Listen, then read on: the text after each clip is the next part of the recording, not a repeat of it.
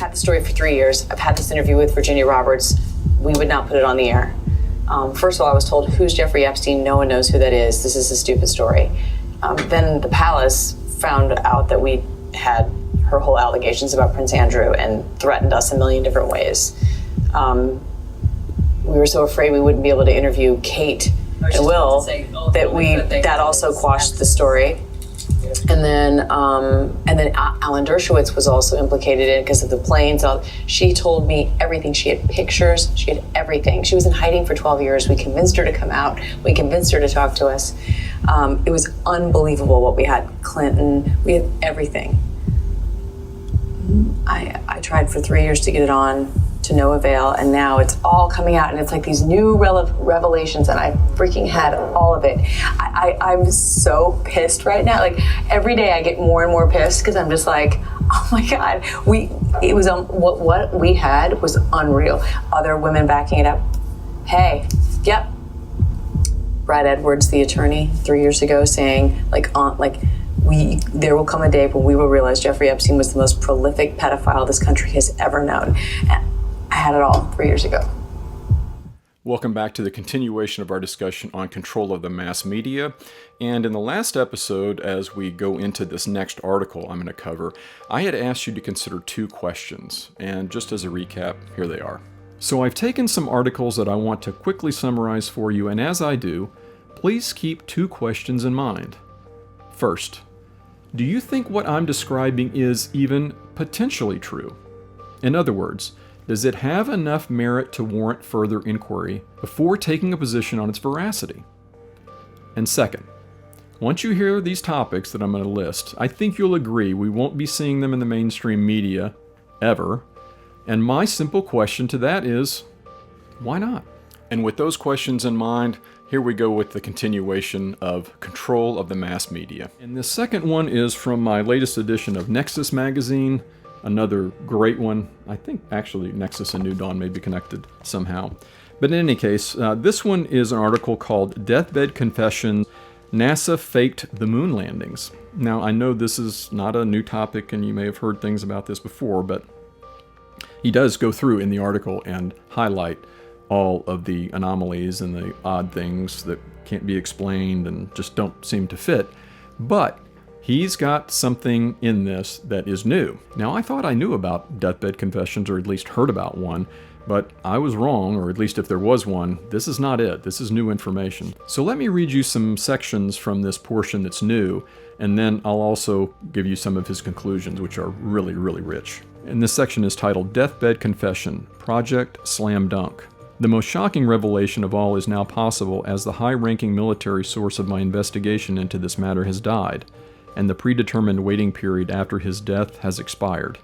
I am now free to publish his testimony that comprises the following highly relevant information about the moon landing deception, which is shared from the very first time exclusively in my book, Moon Man, the true story of the filmmaker on the CIA hit list, and I've included a link to his website. And I would tell you, by the way, his website is fantastic, and you can find a direct link to this article once you go to the landing page.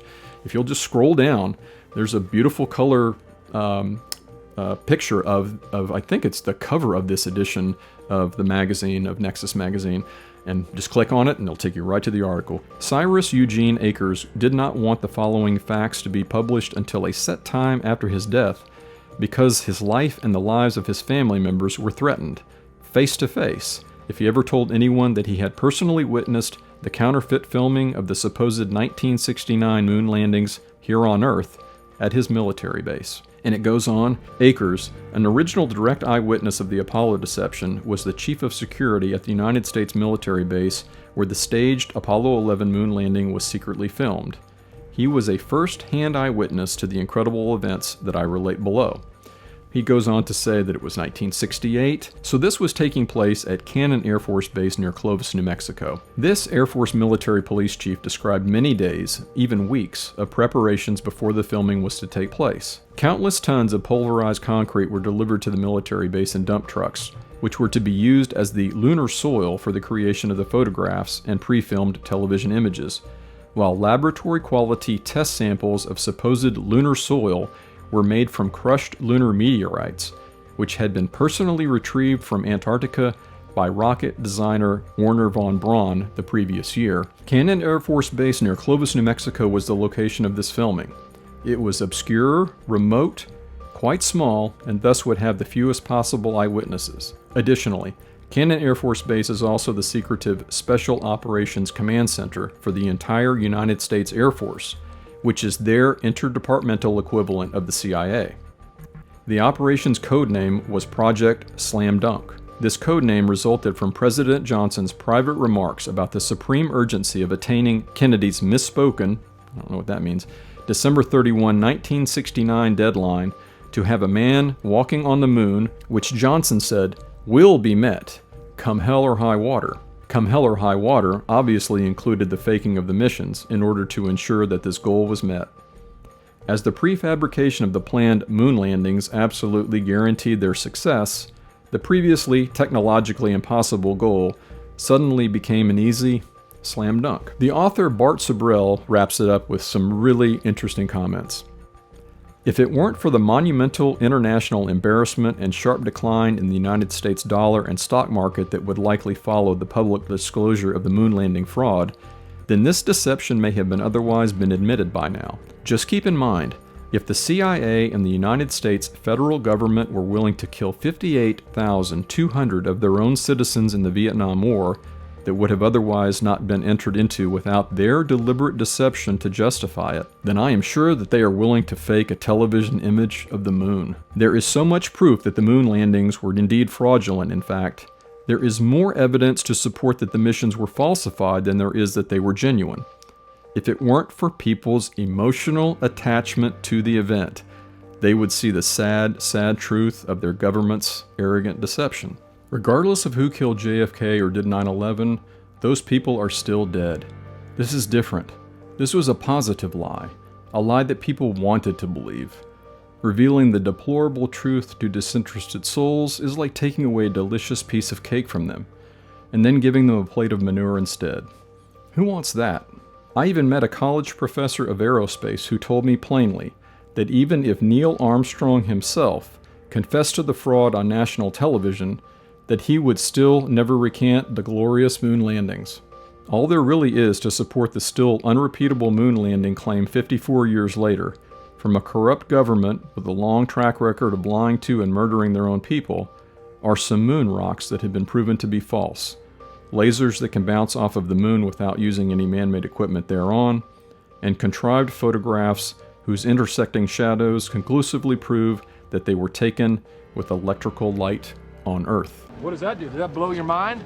That just happened. I would now like to take you on a cinematic adventure and play a scene from the movie The Insider. And if you're not familiar with it, this is the dramatized story, though I'm not actually sure how dramatized it is, of Jeff Wigand, a former tobacco company scientist who was the central witness in lawsuits filed by 50 states against the tobacco industry. Remember when these asshats got up and said that they believed nicotine was not addictive? I mean, what do you even say to that? Insubordinate and churlish. In any case, Jeff Wigand was the first person with this type of knowledge to go public. Now, I understand this is a movie, but watch the mechanics of what happens. The settling, the caving, the weighing of interests and repercussions versus morality and truth. The egoic, self-interested behavior, and be thinking about how many times something like this must happen every day at supposedly reputable information peddlers. Oh sure, much less dramatic, but just as impactful. There has been so much soul-searching about this Wigand. I've decided we should cut an alternate version of the show without his interview. Since when has the paragon of investigative journalism allowed lawyers to determine the news content on 60 Minutes? It's an alternate version. So what if we have an alternate version? And I don't think her being cautious is so damned unreasonable. I discovered this. SEC filing, the sale of CBS Corporation to Westinghouse Corporation. What? Yeah, I heard rumors. Not a rumor, it's a sale. More vested interests. Persons who will profit from this merger Ms. Helen Caparelli, General Counsel of CBS News, $3.9 million. Mr. Eric Cluster, President of CBS News, $1.4 million. Are you suggesting that she and Eric are influenced by money? No, of course they're not influenced by money. They work for free. And you are a volunteer executive producer. The CBS does not do that. And you're questioning our journalistic integrity. No, I'm questioning your hearing. You hear reasonable and tortious interference. I hear potential Brown and Williamson lawsuit jeopardizing the sale of CBS to Westinghouse. I hear shut the segment down, cut Wygand loose, obey orders, and fuck off. That's what I hear. You're exaggerating. I am? You pay me to go get guys like Wygand, to draw him out, to get him to trust us, to get him to go on television. I do. I deliver him. He sits, he talks. He violates his own fucking confidentiality agreement. And he's only the key witness in the biggest public health reform issue, maybe the biggest, most expensive corporate malfeasance case in U.S. history. And Jeffrey Wygand, who's out on a limb, does he go on television and tell the truth? Yes. Is it newsworthy? Yes. Are we gonna air it? Of course not. Why? Because he's not telling the truth?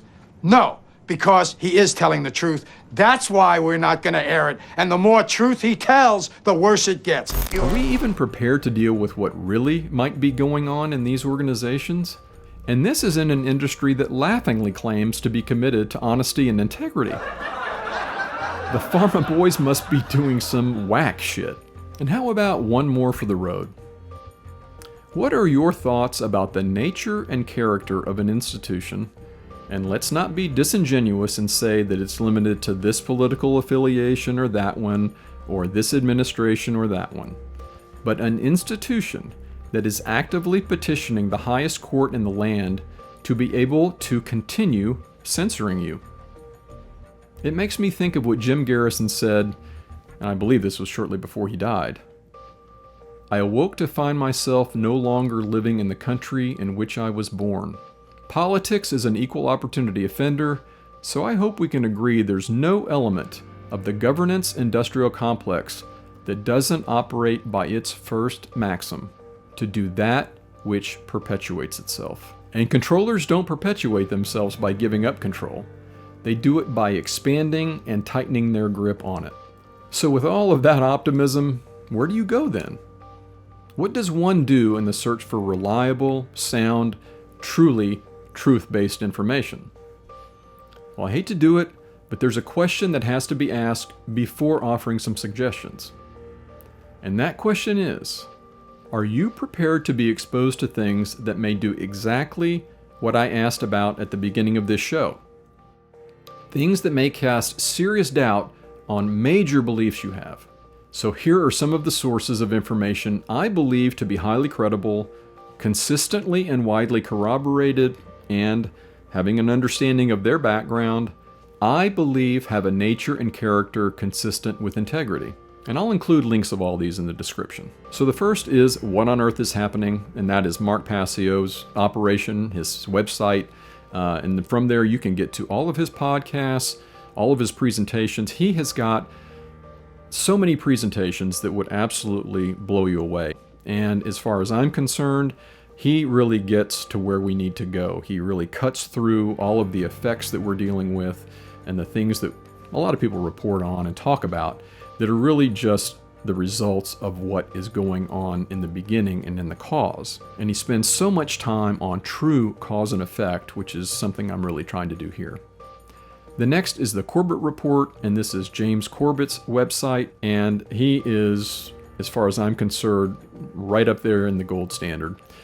He is one of the people who I found early on and has done some incredible work. Very bright investigator, very good communicator, witty, sarcastic. If you've never seen his 5-minute video on 9/11, which I'll link below, wow. Another one is Whitney Webb's site, Unlimited Hangout. And as far as research goes, I don't think anybody can touch Whitney Webb. I mean, she really goes all the way. And once she gets something, she starts pulling and she will not let go of it. And for example, she just released a 2-volume series on Jeffrey Epstein and that whole situation, shall we call it, When she started, it was going to be one book, but as she went along and found the research and started finding the sources and material, she quickly decided that she needed to make it 2 volumes, and it's something like 950 pages. And if you want another source that gives you a really nice embodiment of all of her knowledge kind of in one single place, I'll link below the interview that she did with Glenn Beck, which he said was one of the most important things he's ever done in his career, which you'll hear from him, he'll say it himself, which I think is really saying something. And next is John Rappaport, and I've included some of his work in my videos before. His site, No More Fake News, is just incredible. He's now started a Substack, which also includes a podcast, so you may want to check that out. But John has been doing this work for a long time, and in fact, one of his most important works, I think, was AIDS Inc. So this was a book that really challenged the official narrative of the AIDS HIV situation. And by the way, throws a ton of shade at Anthony Fauci, who was really cutting his teeth in the AIDS epidemic on how to be a first-class American. And Off Guardian is another source. This was started by former Guardian newspaper reporters, and now they also have contributing authors and writers as well. Great site, a variety of topics, very widespread base of information and knowledge that you'll get there. And finally, Consent Factory, and this is C.J. Hopkins' website. And he, by the way, is also a contributing writer for the Off Guardian site that I just mentioned. And one thing I'll say about Hopkins, satire is his thing. His sense of wit and humor is amazing, as is John Rappaport's. And oftentimes I'll be reading things that one usually doesn't start guffawing when they're reading, but these guys just bust me up. They're incredible. But notice I didn't claim they were perfect and that I agree with everything they say.